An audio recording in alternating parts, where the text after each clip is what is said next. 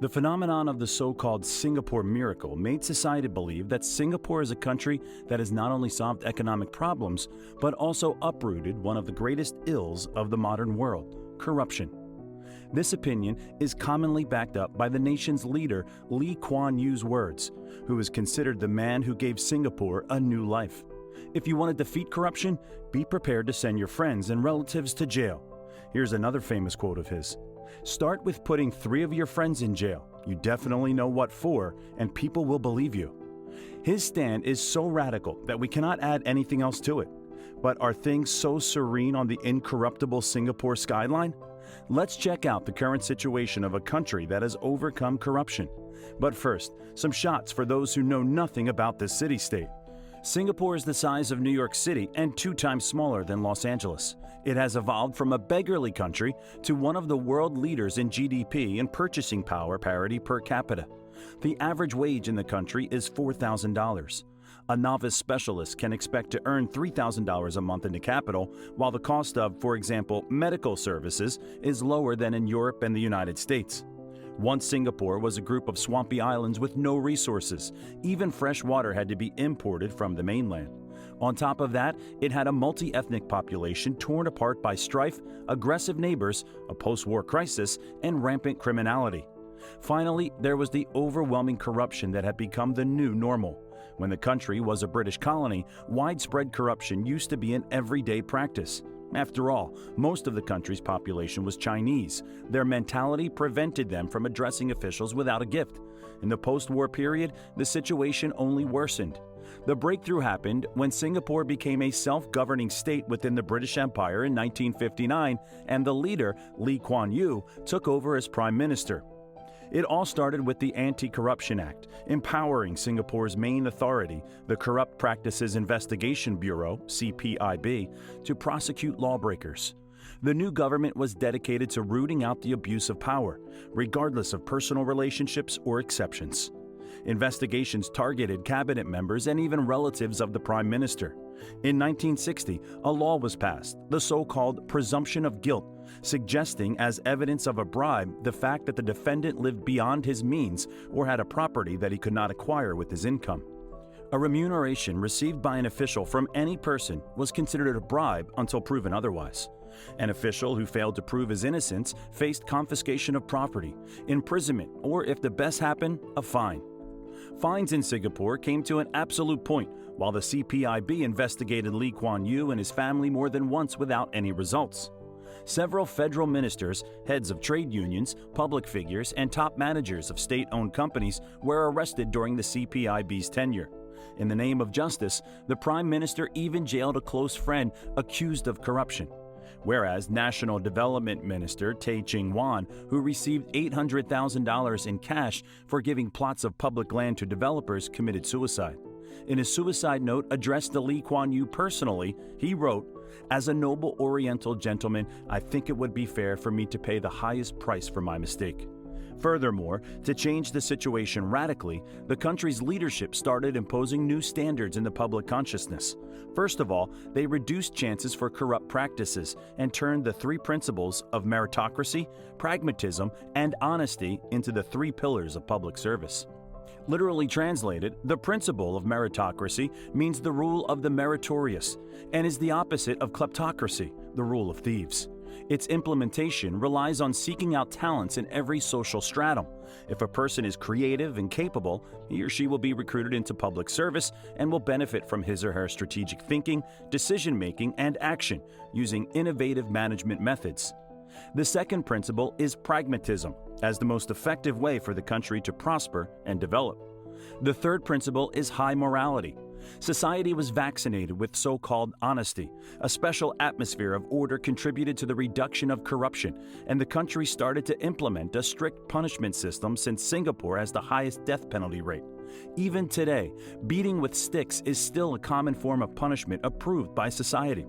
Basically, if you can't live without such things as spitting in the streets, chewing gum, smoking at the bus stop, and drinking beer on the bus, you'd better not come to this country. A huge fine is a minimum you can be charged for such actions.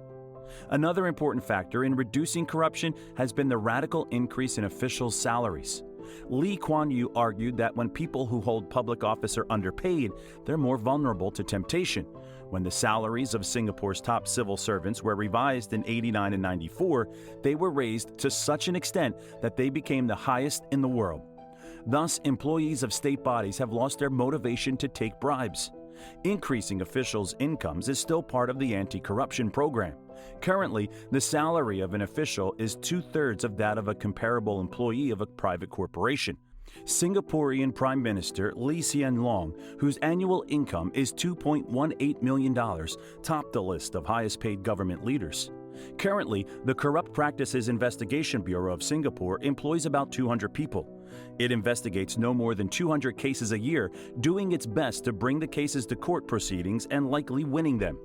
Given its unlimited powers, the CPIB, with no need for a court order, can detain suspected officials and conduct searches, inspect bank accounts and business assets, summon any witnesses for questioning, and prosecute any citizen of the country. The Bureau employees highly value their work.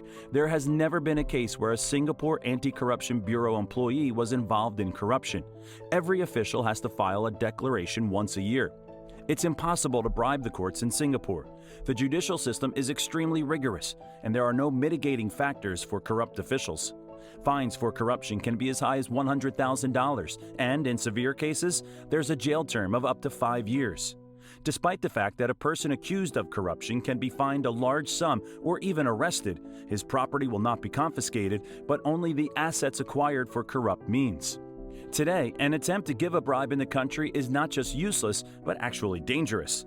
Any form of service remuneration is considered a bribe, and each party bears its share of responsibility. Officials are not allowed to accept not only gifts, but also invitations that might put an employee of a government agency in a dependent position.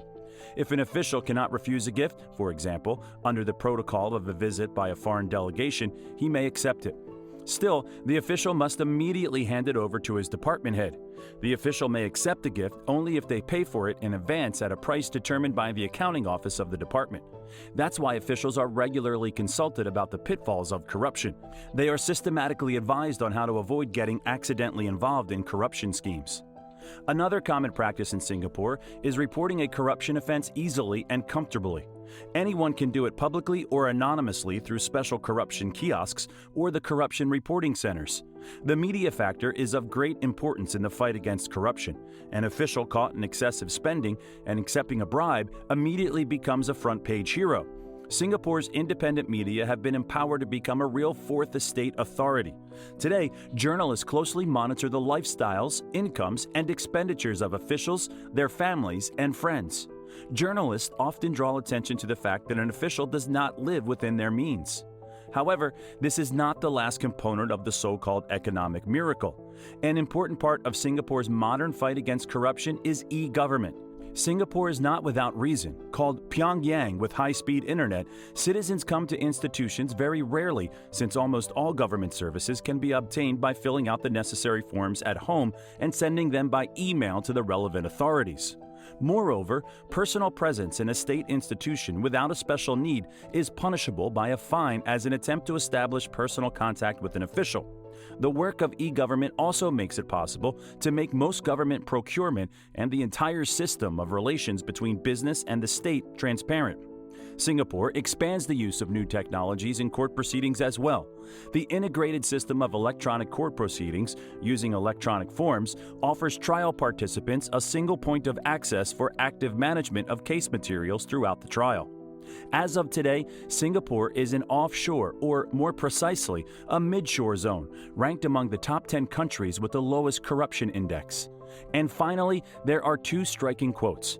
The first one originates again from Prime Minister Lee Kuan Yew, who said, "There were two options for me. Either I get corrupted and I put my family in the Forbes list of the richest people in the world and leave my people with nothing, or I serve my country, my people, and let my country be in the list of the best 10 economies in the world. I chose the second option." And the second quote you can read in the comments below the video. What do you think about Singapore and how they defeated corruption? We're curious to hear your opinion in the comments. At this point, we get to the end of our video. We hope you enjoyed it. Make sure to subscribe to the channel and hit the bell icon and give this video a big thumbs up.